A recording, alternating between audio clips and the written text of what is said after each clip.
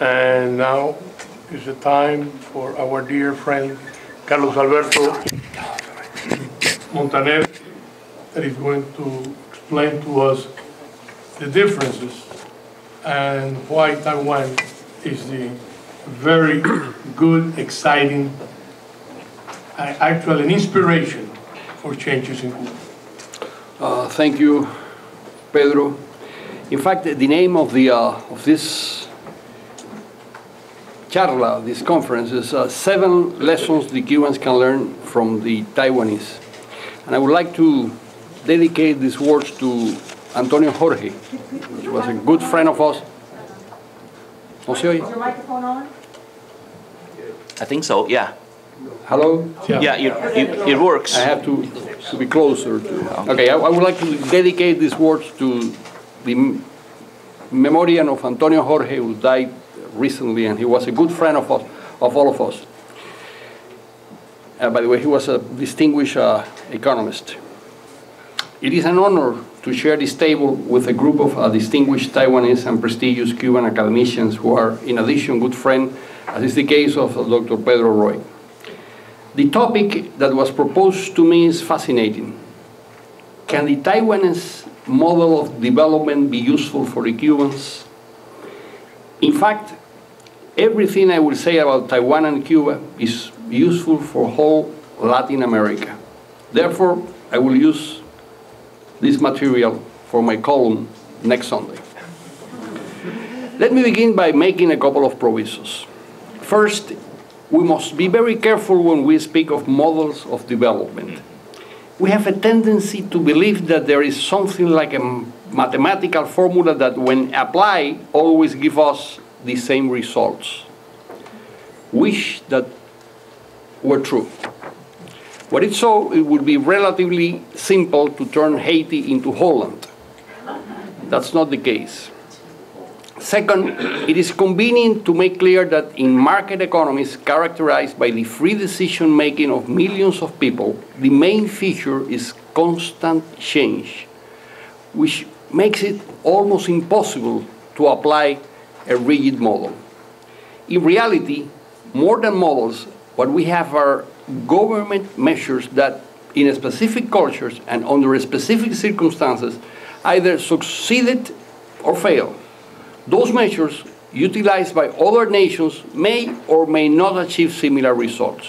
On the other hand, the obvious difference between Taiwan and Cuba should not dishearten us.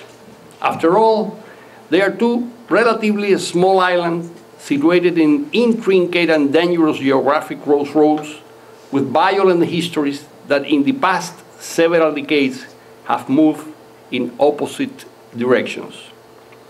Anyway, the Cubans, in fact, can learn certain lessons from Taiwan's experience.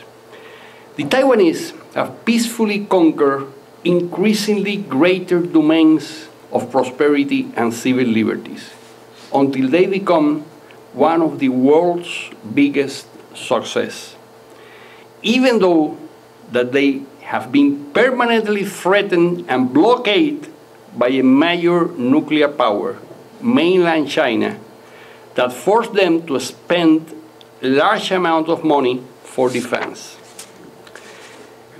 At the other end, the Cubans, almost in the same period, have gradually become poorer and poorer under the direction of a totalitarian government incapable of changing its course. A government that tries to hide the failure of the regime behind the alibi of the US embargo and the supposed danger of military aggression, which hasn't existed for half a century since the 1962 Kennedy and Khrushchev put an end to the missile crisis.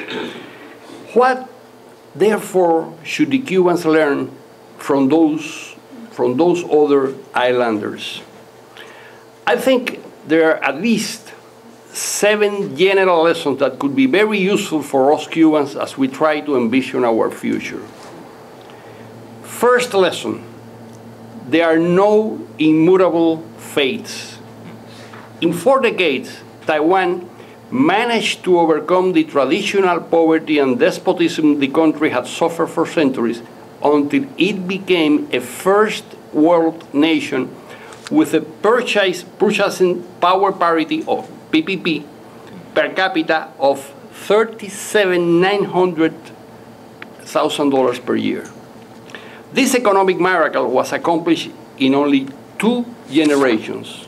Millions of Taiwanese who were very poor young people in 1949 died half a century later enjoying the lifestyles of the middle class in the Western world.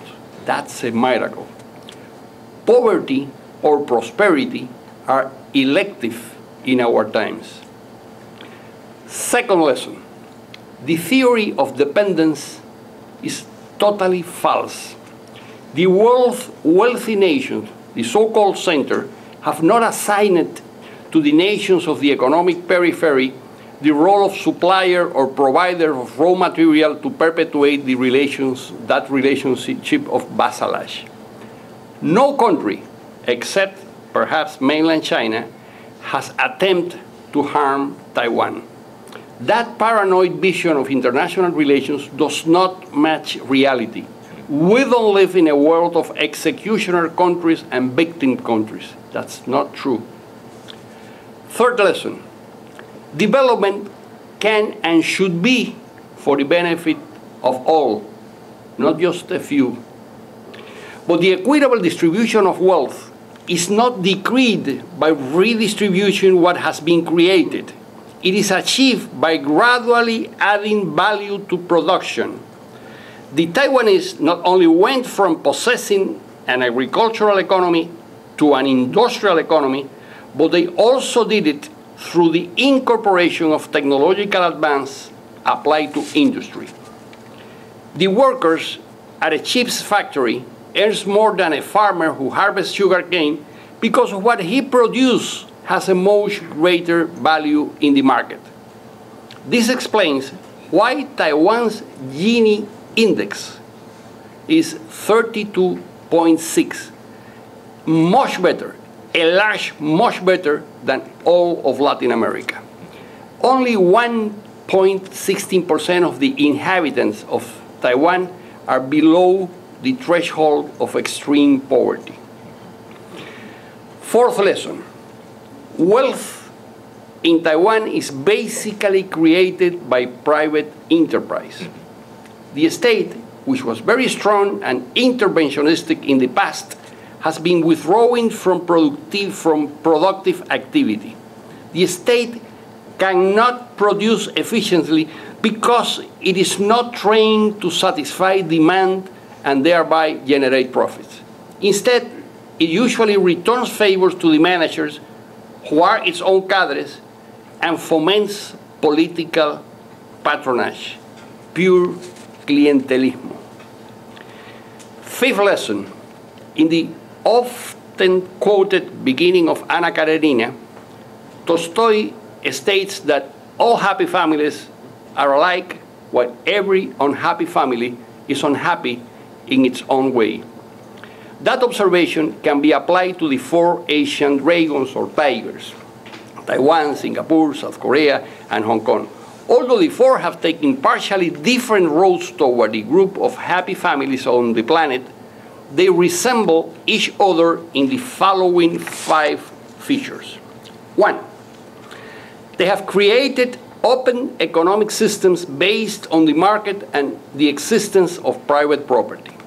2, the government maintains stability by watching over the basic elements of macroeconomic: inflation, public expenditure, fiscal balance, and consequently, the value of their currency. With that, they foster saving, investments, and growth. Third, or 3, they have gradually improved the rule of law. Investors and economic agents have clear rules and trustworthy tribunals that allow them to make long-term investments and develop complex projects.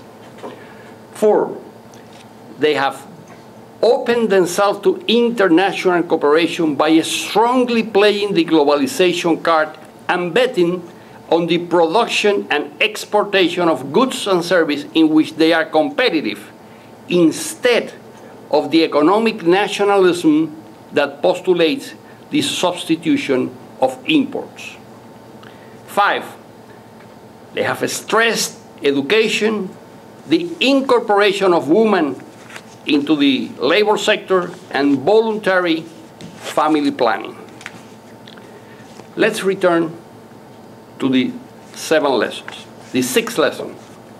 The case of Taiwan demonstrates that a country governed by a single, strong-hand party can peacefully evolve toward democracy and the multi-party system without persecuting or harming those who held power until the changeover. The essence of democracy is just that, the alternation and existence of vigorous opposition parties that audit, review, and criticize the work of the government. 7th lesson, the last one. In essence, the Taiwanese case proved to the Cubans the superior value of freedom.